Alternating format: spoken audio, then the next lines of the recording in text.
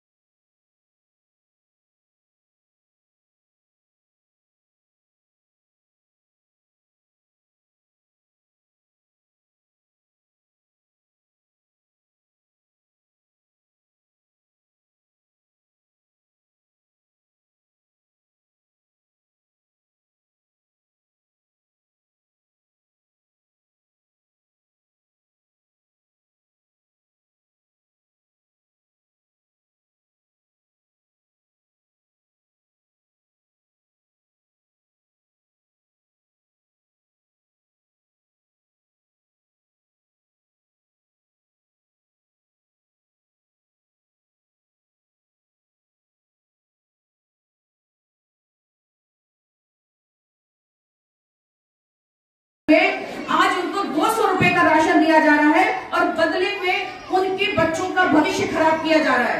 आज महिलाएं चाहे कितनी भी गरीब हो, कितनी भी परेशानी में हो, अपने बच्चों की एजुकेशन में वो सबसे ज्यादा अपना ध्यान देती हैं और पेट काट के भी पढ़ाना पड़े तो उनको डिग्रियां दिलवाती हैं।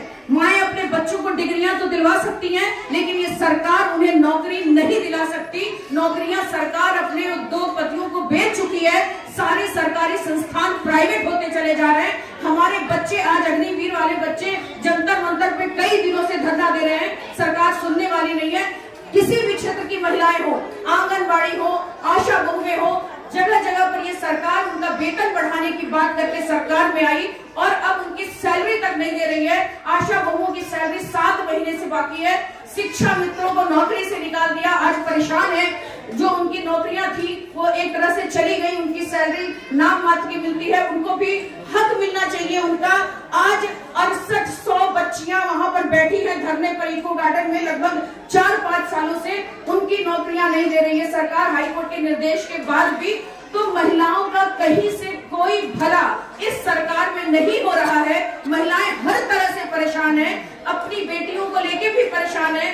जितने आप जब अपनी सरकार में जो विधवा पेंशन, वृद्धा पेंशन, समाजवादी महिला पेंशन, इन सब चीजें भी बंद हो गई हैं। आज वृद्धा विधवा पेंशन के लिए भी लोग परेशान हैं, उनको नहीं मिल रहा है।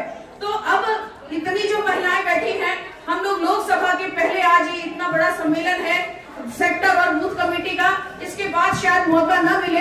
हम आप महिलाओं से ये कहना चाहते हैं कि आप सब यहाँ जो आए हैं ये मत समझिएगा कि एक कार्यक्रम है और कार्यक्रम के बाद आपको चले जाना है। आपको इस देश की सत्ता को बदलना है, क्योंकि इस देश में गुलामी की तरफ बढ़ती हुई ये सरकार है जो हम लोगों को गुलाम बनाना चाहती है। आज पूरे देश में आप देखिए, चाहे बैंक हो, एयरपोर्ट हो, LIC हो, रेलवे हो, कहीं भी हमारे लोगों के लिए नौकरियां हमारे बच्चों के लिए नहीं बची। और ये सरकार जैसे इंजेक्शन लगा करके खून चूसा जाता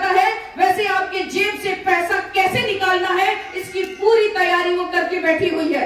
आप अगर 24 में नहीं जीते, 24 में अगर ये सरकार नहीं गई, तो हमारे बच्चों की आवाज कोई नहीं सुनेगा। और कल को आपके बच्चे ये कहेंगे कि जब मौका था इस देश से आता था इस सरकार को उखाड़ के फेंकने का, तब आप क्या कर रही थी? 2 किलो राशन के नाम पर इस भाजपा को वोट दे रहे थे, तब आप अपने बच्चों को जवाब नहीं दे सकती हैं। आज आप सब लोग जहां कहीं भी हैं और जहां भी हैं, आपको इस देश को गुलाम होने से बचाना है। इस देश में हर वो काम हो रहा है जो देश गुलामी की तरफ बढ़ता जा रहा है। आज चुनाव आयोग भी चंडीगढ़ का को किस तरह से हराया गया, तो आप सब अगर वोट देंगे भी तो इनको सारी धांधलियां करने आती है, सारा भ्रष्टाचार इनको आता है, सारा प्रशासन अपने पक्ष में कैसे यूज करना है वो इनको आता है। उनके पास सारे तंत्र हैं और हमारे पास आप हैं।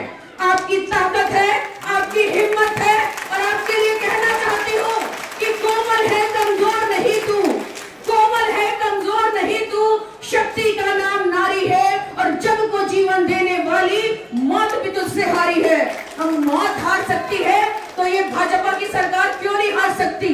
आप सबको ये समझना पड़ेगा कि मंदिर और मस्जिद का नाम लेकर के ये जो सरकार बनाते हैं, इनको हमारे बच्चों की नौकरियों के बारे में भी बात करना चाहिए। हमारे लोगों के लिए हॉस्पिटल की सुविधा होनी चाहिए।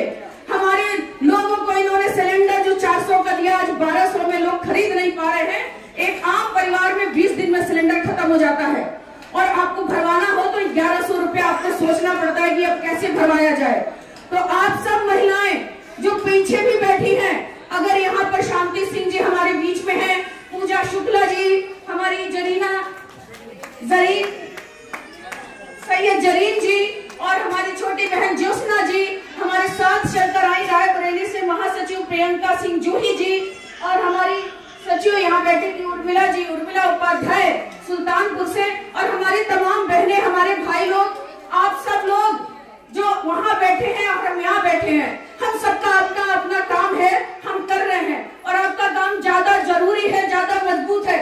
एक इकलौते इस उत्तर प्रदेश नहीं पूरे देश की जनता जानती है कि इस डबल इंजन की सरकार को कोई उखाड़ के फेंक सकता है तो सिर्फ और सिर्फ समाजवादी पार्टी है और हमारे राष्ट्रीय अध्यक्ष अखिलेश यादव है।